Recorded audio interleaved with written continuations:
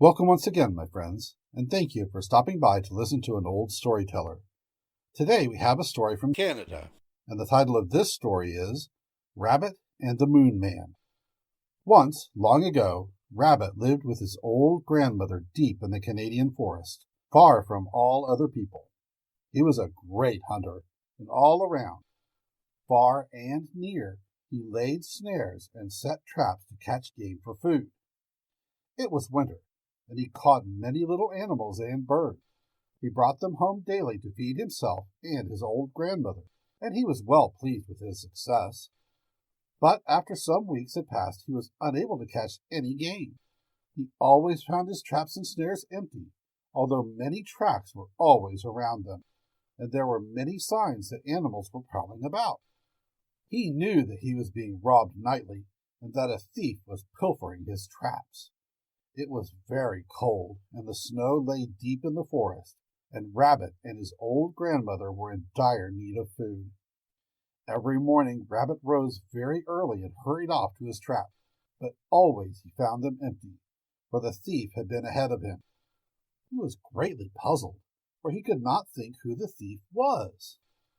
At last one morning, after a new fall of snow, he found the marks of a long foot near his traps, and he knew it was the foot of the game robber. It was the longest footprint he had ever seen, long and narrow and very light, like a moonbeam. And Rabbit said, "Now I shall rise earlier in the morning, and I shall go to my traps ahead of the thief and take my game, so that they will all be empty when he comes." Each morning he rose earlier to catch the thief, but the man of the long foot was always there before him, and his game was always gone.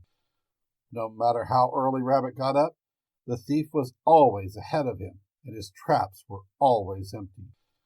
So Rabbit said to his old grandmother, "The man of the long foot who robs my traps is always up ahead of me, no matter how early I rise.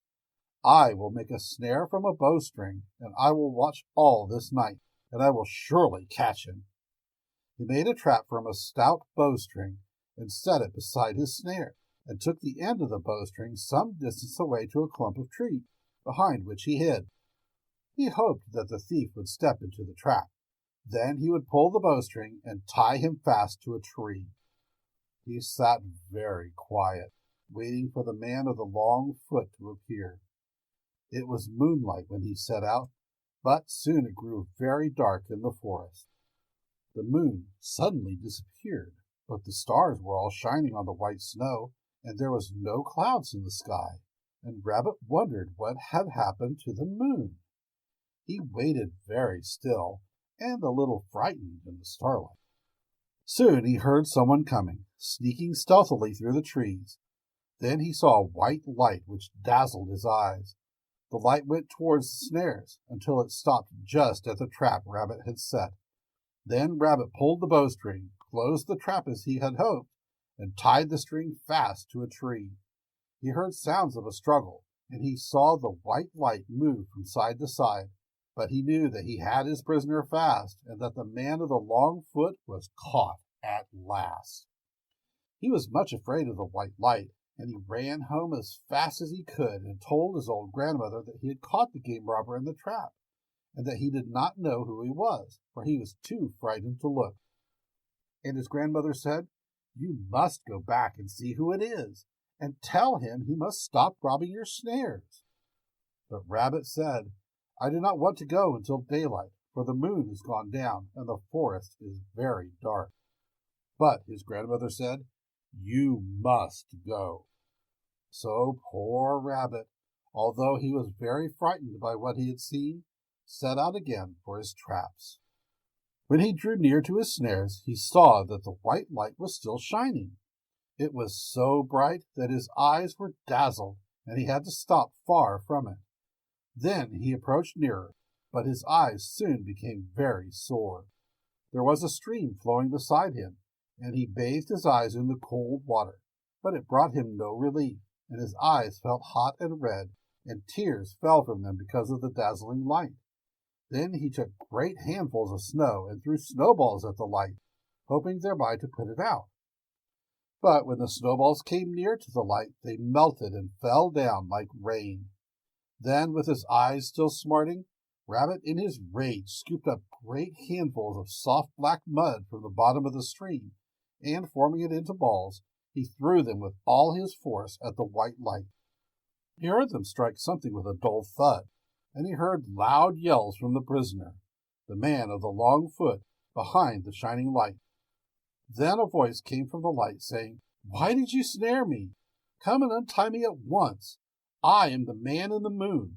It is near to morning, and before dawn I must be on my way home. You have already spotted my face with mud, and if you do not cut me loose at once, I shall kill all your tribe." Poor Rabbit was more frightened than before, and he ran home and told his old grandmother what had happened. And his grandmother was also very frightened, for she thought that no good could come of it. And she told Rabbit to go back at once and untie the man in the moon, for the night was almost spent, and the dawn would soon be breaking. So poor Rabbit, trembling in his fear, went back to his traps. From a great distance he cried, "I will untie you if you will never again rob my snares, and if you will never come back to earth." And the prisoner in the trap promised, and said, "I swear it by my white light." Then Rabbit approached very carefully. He had to shut his eyes and grope his way because of the bright light, and his lip quivered because of the great heat. At last he rushed in and cut the bowstring snare with his teeth, and the man in the moon hurried on his way, for he could already see the dawn in the east. But Rabbit was almost blinded while he was about it, and his shoulders were badly scorched. And ever since that time Rabbit blinks, and his eyelids are peaked, and water runs from his eyes when he looks at a bright light, and his lip always quivers, and his shoulders are yellow, even when he wears his white winter coat, because of the great light and heat on the winter night long ago when he untied the man in the moon from the snare. And since that night the man in the moon has never come back to earth. He stays at his task in the sky, lighting the forest by night. But he still bears on his face the marks of the black mud which Rabbit threw at him. And sometimes for several nights he goes away to a quiet place, where he tries to wash off the mud, and then the land is dark. But he never succeeds in cleaning himself, and when he comes back to his work, the marks of Rabbit's mud balls are still upon his shining face. Thank you once again for listening to this story. If you enjoyed this story, please press that like button. Also, please help an old storyteller out by subscribing to my channel. The next story will be posted in a few days, so until then, may your story continue to be a good one.